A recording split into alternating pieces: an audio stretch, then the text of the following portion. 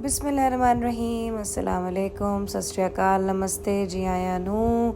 ईद का पहला दिन बहुत बहुत मुबारक। सुबह 9 बजे मैं बड़ी कोशिश करके उठ गई। उठते साथ गर्मा गर्म मज़े की चाय बना के मैंने साथ ही अल्लाह ताला के ज़िक्र से अपने दिन का आगाज़ किया। सुबह उठ के तस्बीहां पढ़ी, हमेशा की तरह अपना कुरान पाक पढ़ा और हमेशा की तरह मेरी यही कोशिश थी कि आज के दिन की भी जो है वो शुरुआत अल्लाह के नाम से हो, ताकि पूरा दिन मेरे वक्त में बरकत हो। और कोशिश किया करें कि आप लोग भी इसी तरह अपना दिन शुरू किया करें। उसके बाद मैंने मज़े की ढेर सारे घर वालों के लिए चाय बनाई और फिर मैंने सोचा कि मैं बहुत सारा आमलेट बना लूं ताकि मैं डबल रोटी के साथ इन लोगों को टिका दूं और मुझे पराठे ना बनाने पड़ें।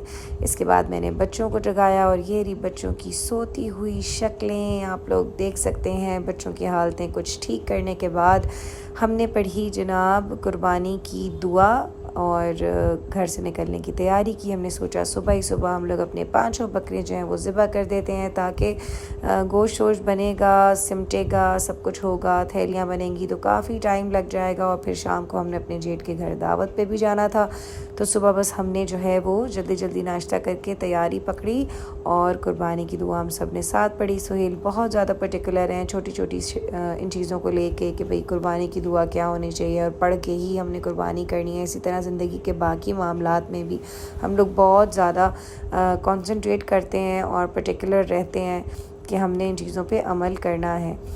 हम यूं घर से निकल गए बच्चों को लेके और जहाँ पे हम रहते हैं वहाँ पे बाहर ही कुर्बानी के इंतज़ामात थे। बहुत सारे जानवर अभी तक गिर चुके थे और गोश्त शोश्त बन चुका था लोगों का, मगर अब हमारी बारी आई थी और मैंने उसकी वीडियो नहीं बनाई क्योंकि यूट्यूब पे अपलोड नहीं हो सकती है ज़िबा करने की। फिर हमने गरीबों के थैले बनाए, रिश्तेदारों के, पड़ोसियों के, और तकरीबन 40-50 थैले हम लोगों ने तो सिर्फ गरीबों के लिए बनाए थे। तो सोचें कि हमारे और रिश्तेदारों के, पड़ोसियों के मिलके कितने हो गए होंगे। हम बहुत ही थक गए। थोड़ा सा हम लोगों ने दोपहर को नींद की और नींद से उठने के बाद मुझे चाहिए होती है कोई मीठी चीज़ और चाय भी चाहिए होती है। तो मैं मीठा कुछ खा नहीं सकती कि मोटी हो जाऊंगी, तो मैं फ्रूट्स खा लेती हूँ चाय के साथ। और फिर लोग मेरी इस आदत का बड़ा मजाक उड़ाते हैं कि भाई तुम चाय के साथ कभी केले खा रही होती हो, कभी तुम कुछ खा रही होती हो फ्रूट्स में। तो मैं क्या करूँ, मैं मीठा नहीं खा सकती हूँ आप लोगों की तरह। और फिर उसके बाद हम तैयारी करके घर से निकले जेठ के घर के लिए। और निकलते साथ ये बिल्ली मासी जो है वो बाहर घर के मेरी बैठी रहती है, पता नहीं क्यों, और दूसरी बिल्ली आ गई। मैं बग़ैर मेकअप के, ठंडे ठंडे कपड़े पहन के, लॉन के, मैं निकल गई अपनी जेठ की दावत के लिए। मेकअप शेकअप मैं ज़्यादा अब करती नहीं हूँ क्योंकि बच्चों के साथ मुझसे मैनेज नहीं होता। बड़ा मुश्किल है कि इन तीनों को ही तैयार कर लूँ और घर शर साफ़ करके निकल जाऊँ। तो बस ऐसे ही ईद पे भी रहता है मेरा सिलसिला। रास्ता कुछ यूँ गुज़र गया। बच्चों को मैंने ये कपड़े पहनाए। मैंने कहा अपने बच्चों की दोनों की वाइट शलवार कमीज़ तो आप लोगों को दिखा दूँ। और ये ज़ारा का ड्रेस मुझे बहुत ही प्यारा लगता है। इसके साथ मैंने एक नेकलेस भी लिया था जो ज़ारा ने घुमा दिया। भाई ये जेठ जेठानी और उनकी बेटी ने बिरयानी, कोरमा, रायता और बहुत ही मज़े के शामी कबाब बनाए थे। कोरमे की वीडियो में बनानी भूल गई। उसके बाद हमने बैठ के बहुत सारी बुराइयाँ की लोगों की। नहीं मजाक कर रही हूँ, बिल्कुल बुराइयाँ नहीं की, तफरी की, हंसी मजाक, हल्ला गुल्ला, एक दूसरे को छेड़ा। ये है मेरी इकलौती नंद की इकलौती बेटी, इसका नाम अनम है। और ये है मेरा बेटा जो कि गिटार बजाने वाले अब्बा का गिटार बजाने वाला बेटा है। ये आ गई ज़ारा की अदाएँ। और ये हैं अली अनीक सैयद जो कि जियो के बहुत ही मशहूर एक न्यूज़ कास्टर हैं और किताबचा लफ्ज़ इनका बहुत ज़्यादा फेमस हुआ था। और अली जो है वो पता नहीं किस बात पे हंसे जा रहे हैं भाई जनाब। चाय पीते हुए मज़े मज़े की बातें तो जारी रहती हैं।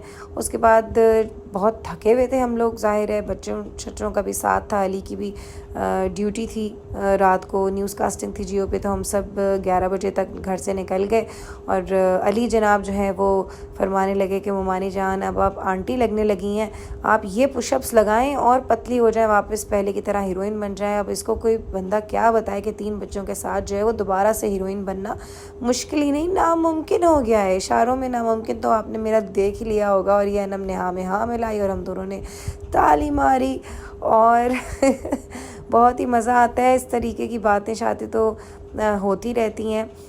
शुक्र है सब कुछ म्यूट पे होता है, वरना आप लोग भी सुने और हालत ही ख़राब हो जाए हंस हंस के। क्योंकि हम लोग की आपस की बातें कुछ ऐसी होती हैं कि ज़ोर ज़ोर से हल्ला गुल्ला करना, हंसी मजाक करना। इस तरीके से बस ईद का दिन हमारा आज का गुज़र गया। वापसी का रास्ता बस कुछ थोड़ा लंबा लग रहा था, बच्चे रास्ते में सो गए। इस बात की मुझे थोड़ी रिलैक्सेशन होगी कि घर आके बच्चों को सुलाना नहीं पड़ा। मैंने आज वीलॉग में एक छोटी सी चेंजिंग की है कि मैंने सारी वीडियोस को साथ कंपाइल कर दिया है म्यूट पर और पीछे से मैंने दिया वॉइस ओवर। इस तरीके से मेरे लिए वीडियोस बनाना बहुत आसान हो जाएगा, बल्कि बहुत ज़्यादा आसान हो जाएगा। मैं आप लोगों को सब कुछ दिखा सकूँगी बआसानी। अगर आप लोगों को ये वाला ज़्यादा स्टाइल पसंद आया ना, तो आप लोगों ने नीचे कमेंट्स में मुझे लाजमी बताना है कि यही वाला स्टाइल ज़्यादा मज़े का है, ज़्यादा मज़ा आया आप लोगों को। तो मैं इसी तरीके से व्लॉग्स बनाऊंगी। कल अम्मी के घर जाऊंगी और ज़्यादा थोड़ा सा तैयार होने की कोशिश करूंगी अगर वक्त मिला तो। जो भी बातें हों आप लोगों के दिल में, आप लोग मेरे साथ शेयर कर सकते हैं। कल फिर मिलेंगे। अल्लाह हाफ़िज़।